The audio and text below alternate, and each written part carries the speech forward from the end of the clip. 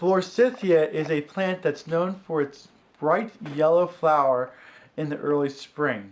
But there's many other things about the Forsythia that people may like about it.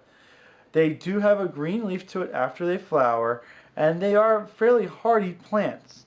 If you have a location that you're having trouble growing other plants in, such as underneath a black walnut, the Forsythia can grow. The one thing is that the more light you give the Forsythia, the more flowers it'll give you. So if you do decide to plant it underneath another tree, it'll grow fast, it'll flourish, but it may not have as many flowers as you see ones that are in full sun. But taking that information and you use it, you can still use this plant and be very effective for screening and blocking. When you plant a Forsythia, it may be small, but they do grow. I've seen some Forsythia grow up to 6 feet in 1 year when it's really happy. And they throw out leaves everywhere. The older that it is, the thicker, the more branches it has. And even though it may lose its leaves in the wintertime, all the branches that's formed all over can create a thicket and a block. So even though there's no leaves on it, it can still provide you some privacy to it. Forsythias are a very tough plant as well. They can take a lot of abuse.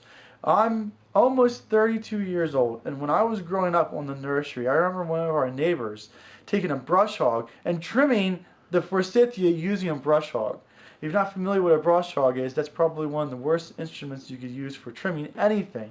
And he used it, and the plants grew right through without a problem. They actually enjoyed it, I believe.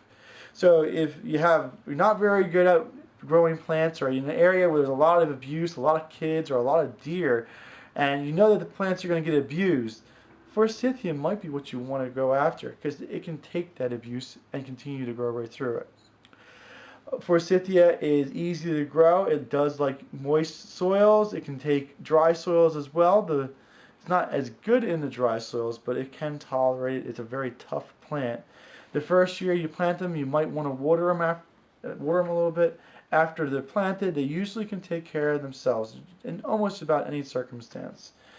It depends on the variety that you get, but typically speaking, I would say an average Forsythia that I see that's not cultivared or anything like that, you count on getting about 10 to 12 foot tall and just a little bit wider than that, maybe 15. If that's a little bit too big for you, you can easily trim them. Just like I said, you can hack away at them, and they don't seem to care too much about it.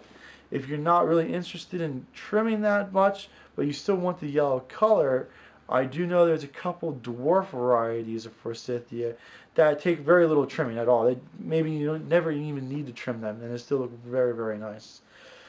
Forsythia can be used. It's a wonderful plant. I always enjoy driving around in early spring and looking at all the yellow flowers coming out, and it does bring me much joy seeing it. If you like to plant a Forsythia, I would encourage it. Just put it in a spot to allow it to grow.